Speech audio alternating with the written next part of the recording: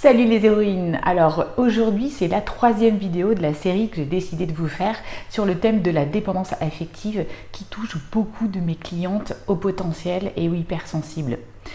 Et en fait, à la fin de ma dernière vidéo qui s'appelle les 5 étapes pour sortir de la dépendance affective, une personne m'a demandé une vidéo d'explication sur le concept d'interdépendance.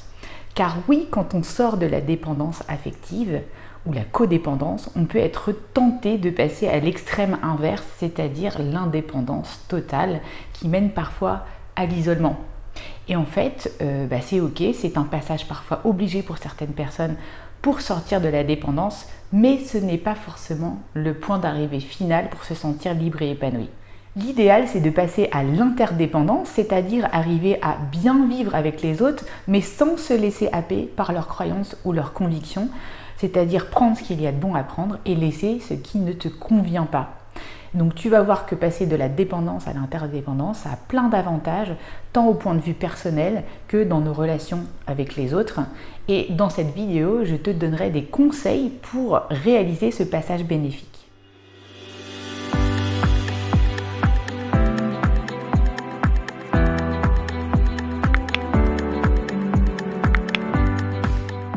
Je m'appelle Sandrine Larry, je suis coach hypnothérapeute mais aussi mentor business pour les femmes atypiques et je les aide, c'est ma mission, à se défaire, s'émanciper des liens toxiques qui les empêchent de libérer leur plein potentiel.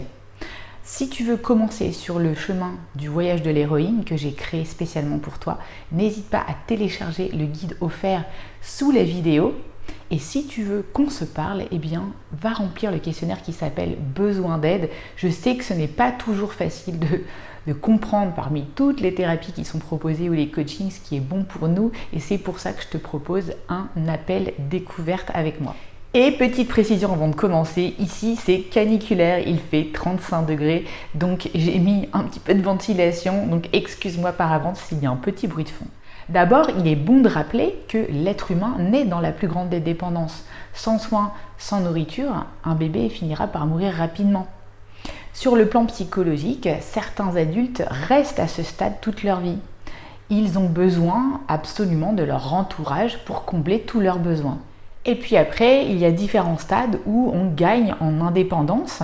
Mais ce que j'ai pu remarquer chez certaines femmes, et j'en ai fait partie, c'est qu'on peut passer à un stade d'indépendance ultime où on pense qu'on se satisfait à nous-mêmes, qu'on a besoin de personne. On imagine par exemple qu'être en couple, c'est comme une prison, qu'on va étouffer et qu'on ne va pas pouvoir s'épanouir comme on le veut. Et là, ça peut pousser à l'isolement et à l'évitement. Et finalement, l'interdépendance, c'est le juste milieu entre la dépendance et l'indépendance. C'est reconnaître qu'on a tous besoin des uns des autres pour grandir, pour prospérer, qu'on est tous interconnectés et que nos actions ont un impact sur les autres et réciproquement. C'est comme avec une substance par exemple, c'est plus intéressant d'avoir une bonne relation avec en toute modération. L'idée, c'est plutôt d'arriver à manger un carré de chocolat tous les jours, de vraiment l'apprécier, plutôt que de s'en priver parce qu'on a peur d'en manger trop. En fait, c'est le stade le plus mature que nous possédons, car nous avons plus de pouvoir sur notre vie et donc nous avons plus de facilité à influencer les autres. Il y a 10 ans, j'ai voulu étudier la dépendance affective à fond, mais aussi du point de vue d'un homme, tel un insider, et donc j'ai acheté une formation en ligne, c'était vraiment les balbutiements. Et dans cette formation, cet homme décrivait très bien la représentation de la dépendance affective, qui est en fait une intimité permanente entre deux êtres qui n'ont pas vraiment de zone privée propre et pas vraiment de personnalité propre, du fait que finalement c'est 1 + 1 = 2,5. C'est vraiment cette représentation-là. Qu'est-ce qui se passe? Les frontières de la relation sont poreuses, il y a un désir de fusion permanent et l'un vient remplir les trous de l'autre. Et cet idéal de fusion, je le retrouve chez beaucoup de HP hypersensibles, à la hauteur du sentiment de décalage et de rejet qu'ils ont ressenti précocement dans leur vie. Et donc ça donne lieu à des relations souvent perdant-perdant ou perdant-gagnant. L'interdépendance, c'est quoi si on peut se le représenter? C'est 2 personnes qui décident de faire équipe, d'être partenaires pour co-créer une relation saine, une troisième entité où les deux personnes se tirent mutuellement vers le haut dans une relation gagnant-gagnant. Le fait que les rapports entre les deux personnes constituent en eux-mêmes une troisième partie plus puissante procure une synergie accrue. C'est comme l'assemblage de deux pièces. Cet assemblage en fait procure une solidité plus grande à une construction que si les deux pièces étaient assemblées séparément. Et attention, ça ne veut pas dire que c'est une relation qui est dénuée d'intimité ou d'indépendance. Non, bien au contraire, c'est une relation dans laquelle les deux personnes sont capables de passer de manière fluide de l'intimité à l'indépendance comme un élastique. En fait, ces personnes peuvent passer très bien une semaine ensemble toute la journée et d'un autre côté, être séparés pendant une autre semaine, chacun vaquant à ses occupations sans que ça pose problème, parce qu'il y a une confiance et un respect mutuel. Je vois vraiment ça comme une danse de couple. Parfois on est collé serré, parfois on tient son partenaire du bout des doigts en restant connecté. Ce n'est pas une relation où on se fatigue dans le « fuis-moi, je te suis », mais une relation où on peut donner et recevoir de manière équilibrée sans compter toujours les points. C'est une relation cette fois-ci où il y a des frontières claires avec des portes que l'on ouvre ou pas et non plus des trous que l'on remplit. C'est une relation où on peut grandir ensemble, même si on n'avance pas toujours à la même vitesse, parce que chacun des partenaires prend la responsabilité des problèmes du couple. Et attention, ça ne veut pas dire qu'on ne s'engueule pas et qu'on n'a pas de conflit. Non, une relation en interdépendance, c'est une relation où on apprend à être en désaccord, où on accepte d'être en désaccord pour pouvoir trouver à la fin une solution créative. Je préfère à compromis parce que compromis ça fait toujours un petit peu couper la poire en deux pour chacun. Et c'est surtout un désir commun de reconnaître les limites de notre perception, d'apprendre de l'autre et surtout de comprendre d'abord l'autre dans la communication plutôt que de chercher à avoir raison. C'est aller chercher une vision commune avec des personnalités différentes, pouvoir être pleinement soi sans avoir peur de décevoir l'autre, exposer ses préférences sans pour autant l'imposer à l'autre. C'est donc loin d'être l'uniformité. L'uniformité ne veut pas dire unité, l'uniformité c'est anti-créateur et étouffant pour le couple. Et pour avoir une vision commune au sein d'un couple, eh bien c'est important que chacun des deux ait d'abord défini deux ambitions au sens noble du terme, solides, pour ne pas se phagocyter l'un l'autre. Et c'est l'objectif de mon coaching Mission de vie à haut potentiel. Tu peux aller voir tous les détails dans la description sous la vidéo. L'idée, c'est de te recentrer sur ta propre ambition pour renouer avec un nouveau job sain ou des relations saines.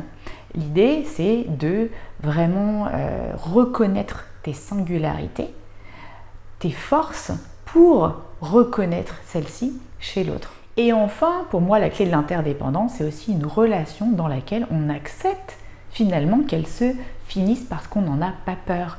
On n'a pas peur d'être seul et on n'a pas peur que la séparation puisse venir remettre en question la valeur de chacun des deux dans le couple.